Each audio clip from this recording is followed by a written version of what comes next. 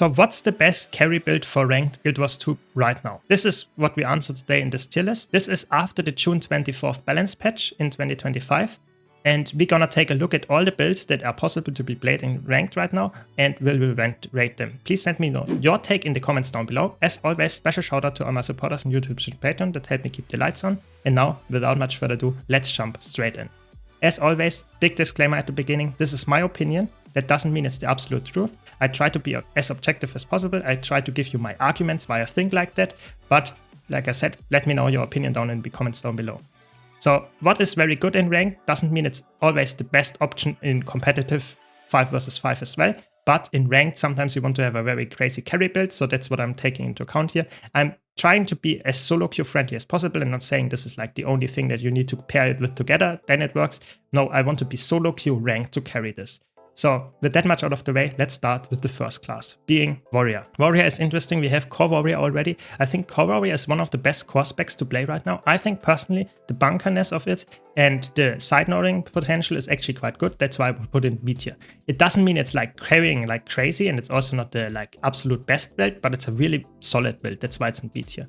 Then we have Bladestorm. I think Bladestorm is a build that is getting more attention nowadays, but it's still not as broken. I would say you can play it. I think personally it's for me a C tier build, but maybe I'm a little biased here because I know how broken it was when it came out. So maybe I'm a little bit harsh on that, but I think it's not as good anymore.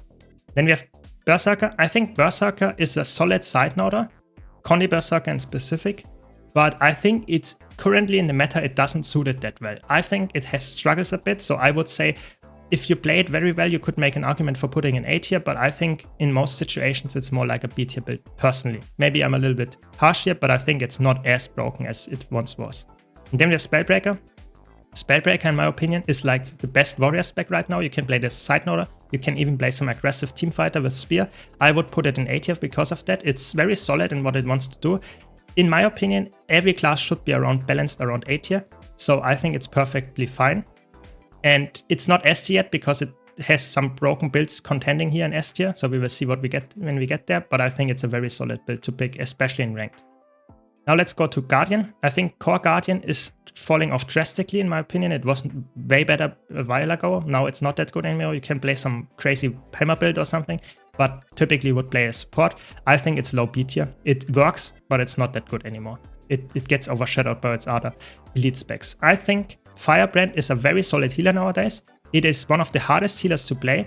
I think because of that, it goes in high A tier, because it gets overshadowed by other healers that we can play. But I think it's very solid to be played as a healer in ranked, as a support. So I would say A tier because of that. Then we have Willbender. I think Willbender is the first S tier build. Why? Because Willbender has very good damage output. It's very squishy, and you can get really punished, especially if the enemy team comp is like really punishing you because of a lot of cleave or a lot of condi and that kind of stuff. But I would say it's a very good rank carry build because you have crazy amount of damage output and therefore can carry your team. If you're playing a tank like a bunker core warrior, it's often quite hard to carry if you just can't get consistent 1v2s. If your team is just fighting with you in fair fights, that doesn't really help you in a bunker matchup. But if you're a carry build like Willbender and others that we get later, you can carry the match way more. That's why I would put it in S tier, but it's not as broken as it once was. Keep that in mind. There are better builds actually nowadays. And then we have Dragon Hunter. I think Dragon Hunter has some kind of comeback right now. You can play it as a very good side noder right now, and it's really annoying to fight against it. I think if you play it well, it deserves an S tier.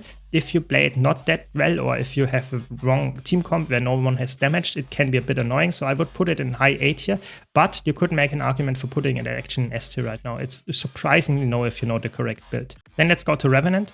We have Core Revenant. I think Core Revenant at this point is just a meme. I think it's you can play it, don't get me wrong. Everything is playable, even D tier builds, but you have way more challenge to actually get them to work. But personally, I think it's a very solid build that you could pick, but it's just not as good as other builds that we have here. I think it's, for me, a D tier build because you have way better builds with the other Revenant elite specs. For example, Renegade. I think Renegade has crazy utility and is it has one burst combo, but other than that, it's just tanky. I think for a ranked build, it's actually surprisingly good. I think low S tier or high A tier, I will now put it in high A tier because I feel like the carry potential might be a little bit like In competitive 5 versus 5, I think it makes more sense to play something like that. But in a ranked match, it's a little bit harder to carry on a bunker like that typically. So I would say high A tier for now. Then we have Herald. I think Herald is still, even after all these nerfs, really good. I think it's an S tier build for me because you can play it as a power or Condi version. I think the power version is a little bit better. And it's still a very, very good build, very defensive and still crazy amount of offensive as well. I think it's a very nice, well-rounded build to carry ranked matches. Really nice. Then we have Vindicator. I think Vindicator got nerfed so many times and it's just in a spot where I would say right now is not like insane carry potential, especially with Renegade and Herald being in existence and being quite well. I think Vindicator is an A tier build. You can play it, especially if you play it well. It's actually super good and super survivable.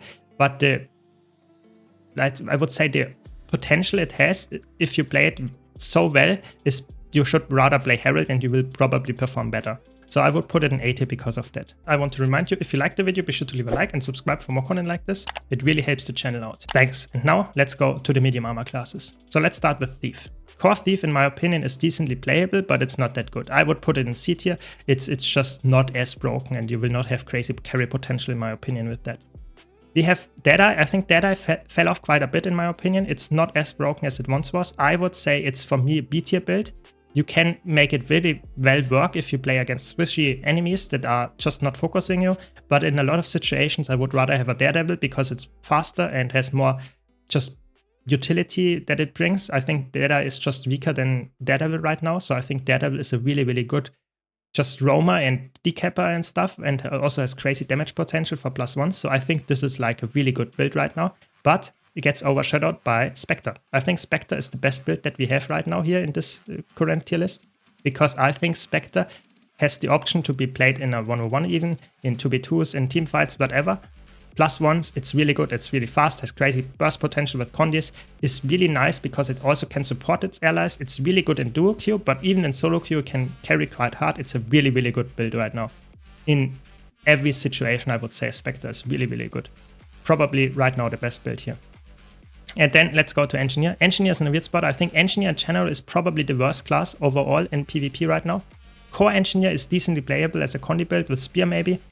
But I think it's a B tier build for me. It's not crazy carry potential there. Don't get me wrong, you can of course play it, but it's not like crazy. It's better to play S tier builds, I would say. Then we have Holosmith. I think Holosmith still has the problem that it's quite squishy. It has crazy amounts of damage output, but the squishiness, in my opinion, brings it into A tier. I think it is really nice in some situations, but in some other situations it's really punishable. So I think it's for me high A tier. Maybe if you... I would say high A tier is correct for it. It's very nice to carry, but it's a high risk, high reward playstyle, and that's, I would say, why it's an A tier. Then we have Mechanist. Mechanist is just, in my opinion, quite bad. You should not play Mechanist in ranked, in my opinion. It's not that good. In my opinion, it's a D tier build. It's maybe C tier depending on who you ask, but I think personally a Mechanist is just... You don't want to put all your agency on your pet and then the pet tries to carry you. That's works maybe in silver or low gold, but I personally think if you want to get higher, play a more active build where you have more potential to carry yourself. So that's why I would put it in low C tier for now, but don't play it. Scrapper, on the other hand, you can play multiple builds actually. I think Scrapper is decent. It's, in my opinion, not as good as Holosmith for ranked. I would put Scrapper in B tier. I think Scrapper is also struggling a bit with the squishiness, but it has super speed. You can also play as tank Scrapper. I think it's okay. I would put it in B tier for now. I think it's a decent build, but Holosmith is, in my opinion, best engineer spec right now. Then we have Ranger. Core Ranger, in my opinion, just completely overshadowed by its elite specs. I would not play Core Ranger. I think it's decently playable, don't get me wrong, but it's just, why would you do it? If you have any expansion with the lead specs, go for the lead specs. They are just way better. Untamed, I would say easy A tier build for me. Solid side noting build, decent DPS, but it's not broken. Decently works well in ranked. Good. It's not the easiest build, but good to play and very well worth playing as well, I would say. Then we have Druid. I think Druid is weird. You can play some side note bunker builds, or CCing annoying builds, or even Condi builds. I think all of that works. I think it's low A tier, high B tier for me. I put it in low A tier for now because I think it's actually quite good if you play it well in the side node. It feels like a bunker DH or something like that. Quite similar role. I would say for me, that's I would say a clear A tier for me. And then we have Soul Beast. Poison Soul Beast got nerfed, it's still very good. It's still very, very good. S tier build for me to play in ranked right now. Crazy defenses, crazy utility, very, very good bursts still after the nerfs. Just a very good build. Really, really good. I would say really good for carrying matches by just bursting enemies in a 1-on-1 or just even in teamfights can be useful because you don't have a pet. So really nice. I think S tier build for sure. Then we have the light armor classes. Let's start with Elementalist. Core Elementalist, in my opinion, is like Core Ranger. You should not play it, in my opinion. The elite specs are just way better. And even if you play Core Elementalist, it's like not that good, in my opinion. The core trait lines don't support you that well, I would say. So that's why I would put it in D tier. We have Tempest. Tempest is probably the best support right now. That's why it's an S tier. And I would say in ranked, if you play support correctly, you can carry quite hard. But don't get me wrong, support can also be quite frustrating in ranked. So I think support Tempest best support right now, I would say. But you can also play a Dagger Tempest with Sage and can also be quite annoying on the side note. Some hybrid support as well if you wanted to. I think it's actually quite decent. And I think overall Tempest deserves a spot in S tier because of that. Then we have Catalyst. Catalyst easy S tier for me. Probably one of the best side noting builds right now. You can play Dagger or Hammer. Both of them are really, really good. They are somewhat squishy, but if you play it correctly, they can be really tanky because they have so much utility in the kit. Crazy burst damage, the buffs to it helped a lot. And it's just easy S tier for me. And then we have Weaver. Weaver is interesting. You can play some kind of Bunker Weaver or Fire Weaver. Both of them work decently well nowadays. They got like not really buffed, but passively got improved by other things, and I would say the meta is not perfect for them, but you can actually play them. So I would say low A tier because of that, but I would say not crazy carry potential if you fight really similar rated teammates. I think the carry potential falls off, but if you fight like very, let's say, broad spat of people, Fire Weaver, for example, can be really demolishing people, even if you're, so to say, in a 1v2 or something, you can easily win that because of the turn potential. It's actually surprising. Even the bunker build can be really good. So I think A tier because of that. Fresh Air Weaver, of course, as well, but I think at this point, it's not the correct meta for that. Then let's go to Necromancer. Necromancer is really interesting because we have Core Necromancer, and I think Core Necromancer is making a comeback right now. I think for me, Core Necromancer is like probably the best core spec right now because it's very tanky, has decent damage output, and it's very slow, and it's not for every situation, but you can make it work in ranked. And I think because of its annoyingness with the fear chaining and stuff, it's actually a low A tier build because of that, I would say. Then we have Scourge. I think with the transfusion rework, so that you now can play as some kind of staff support Scourge, it's actually not that bad. I think, to be honest, Scourge got buffed quite hard because of that, and you can play some tanky bunkery support, and I think that's a B tier build for me. It's not crazy good, but it's a B tier build. You can make it work in ranked, I would say. Then with Harbinger, what can I say? Power Harbinger, easy S tier build in my opinion. Really, really strong, crazy amount of damage potential, still after the nerfs, crazy amount of healing, and just very nice also in 101s, really good. I think it's a really easy S tier build for me. And then we have Reaper. Reaper is interesting because I would say you can play Power Reaper, it's not that good, but Condi Reaper on the other hand is, I would say, a really good build. It depends a bit on the team comp because if everyone is porting on you all the time, sometimes that can be a bit hard to play. But I would say it's an S tier build still. Maybe a low S tier, but still very worthwhile playing. In the right hands, it can carry teamfights very hard, so I think it's, for me, an S tier build for sure. And then we have Mesmer. Core Mesmer, easy D tier, not that good. Don't play it, not that carry potential. Then we have Virtuoso. I think Virtuoso doesn't get any changes, but it's still a decent build. I think it has good utility and it's just defensives in the kit. And the damage output is there, so I would say it's an A tier build for me. It's not the craziest build, but it's an A tier build. Works well. And then we have Chrono. I think Chrono as a support got nerfed quite hard over the last 1.5 to 2 years. So I think Chrono as a support is now falling the first time in high A tier. I think it was always an S tier. Now it's slightly lower than S tier, I would say, because of the nerfs to it. You can focus it quite well.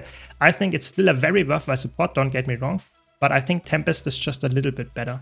And then we have Mirage. In my opinion, Mirage is, if you play it correctly, completely different than if you don't play it correctly. So if you're very bad at it, or if you don't know it well enough, it falls in C tier because you feed very hard. But if you play it correctly as a power Mirage with Spear Sword, it's insane amount of damage, insane amount of utility with the CCing and just very fast as well. Easy S tier build if you play it correctly, if you know what you're doing. That's really the big thing. If you feed, you will fall into C tier. It's way harder to actually perform on than most other builds here, but if you do, it's really, really crazy carry potential. Slight addition here at the end of the video.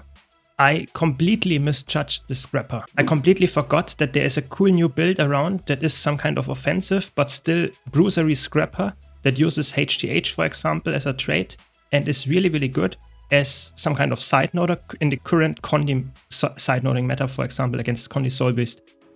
Therefore, I would put Scrapper in low S tier actually. It's a surprisingly really well-rounded build with damage, with sustain, and therefore I would place it in low S tier. So I think that's my tier list. You can see we have some decent spread here. Let me know your takes if that's actually accurate, if you have big disagreements here. I hope you enjoyed this video. If you did, be sure to leave a like and subscribe for more content like this. Thanks a lot for watching. Thanks to all my supporters on YouTube, Twitch, and Patreon. And I hope to see you all in the next video.